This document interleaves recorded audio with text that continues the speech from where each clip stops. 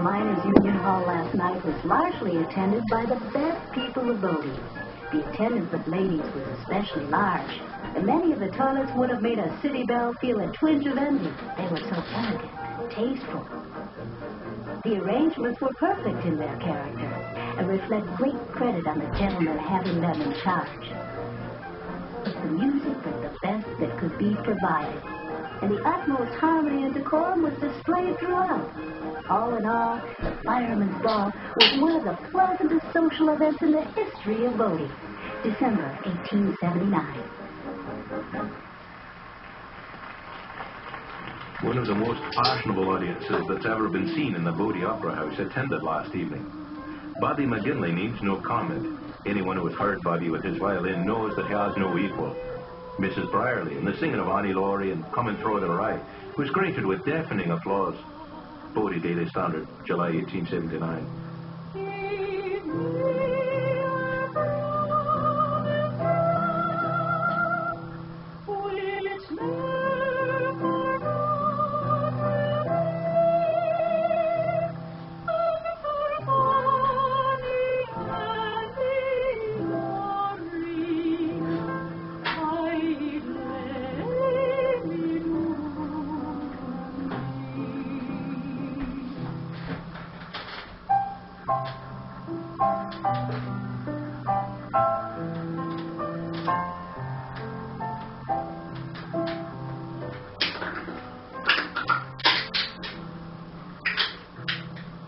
In Bodie, the most celebrated day of the year was the 4th of July. Early Wednesday evening, the high wind subsided, and Thursday morning the sun rose from behind the hills, beautiful and bright, and the people of Bodie were aroused from their peaceful slumbers by the firing of 13 guns.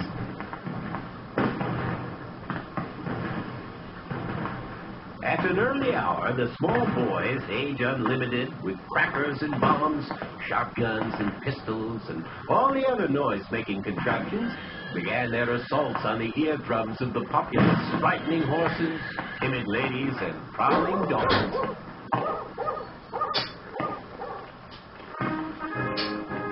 The beautiful old flags were unfurled once more in honor of the grandest nation the sun has ever shone on. At 10:30 a.m., the procession formed near the Miners' Union Hall and marched down Main Street. The spectacle was indeed a beautiful one, with flags flying, the band playing, and horses prancing.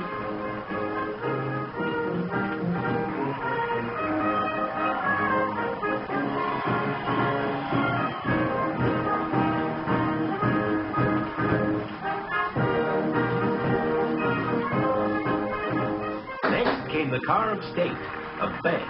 All around the car was occupied by 38 little girls representing different states, like a bouquet of so many little jasmines.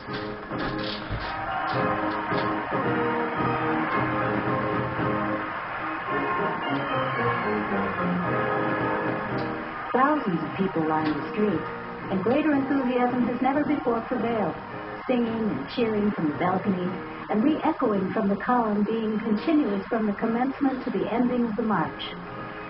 Daily Bodie Standard, 1880.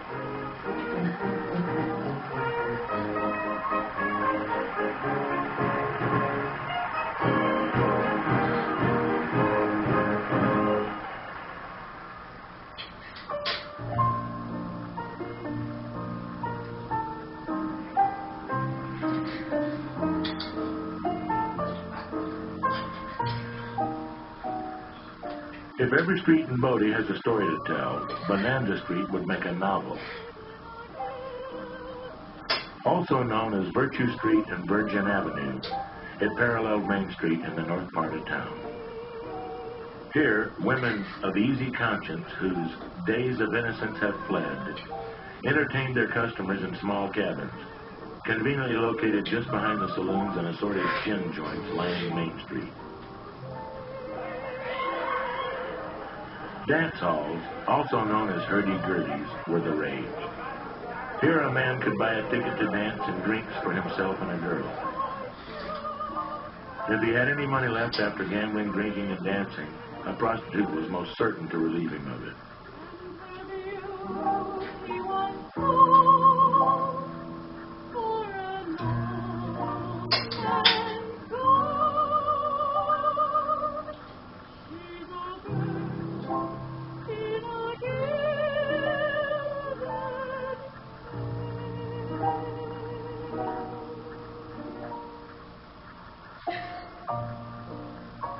Kate Wise, Nellie Monroe, and French Joe.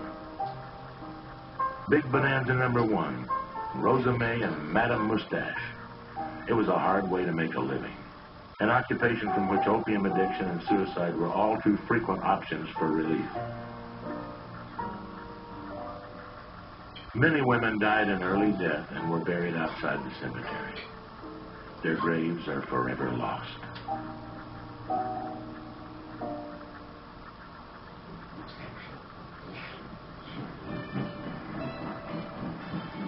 A Chinatown, rivaling San Francisco's, set on the northeast edge of town along King Street.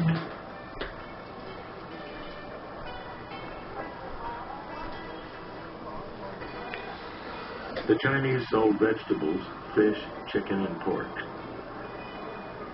They offered laundry services and sold firewood.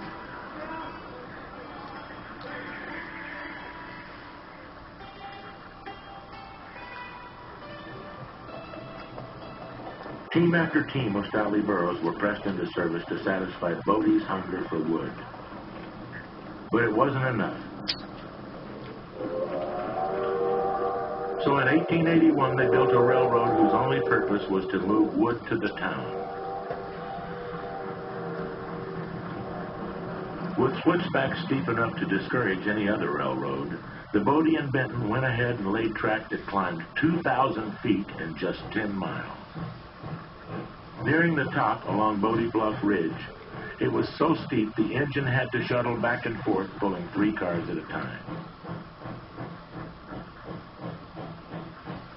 It never carried any passengers, but it hauled all the wood Mono Mills could produce. 100,000 cords a year.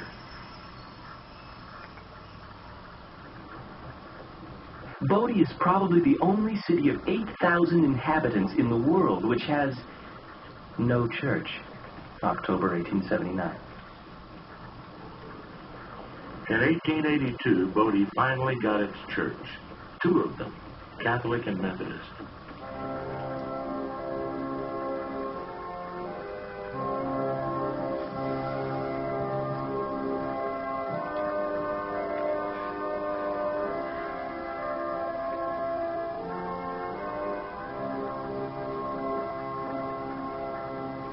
Many an anxious family wrote to Reverend Warrington regarding their sons. I do not wonder that you tremble when you think of his surroundings, a sea of sin lashed by the tempests of lust and passion. Such dissipation as is indulged in here you have never read of in books. Let me give you a table of contents for last week's chapter in Bodie. On Monday morning, a man was lynched for shooting another in cold blood. On Friday, 2 men grappled with each other and, holding fast with left hands, poured shot into each other until one dropped dead, and the other has been expected to breathe his last each hour since. Fill that out with what you must know accompanies it, and you have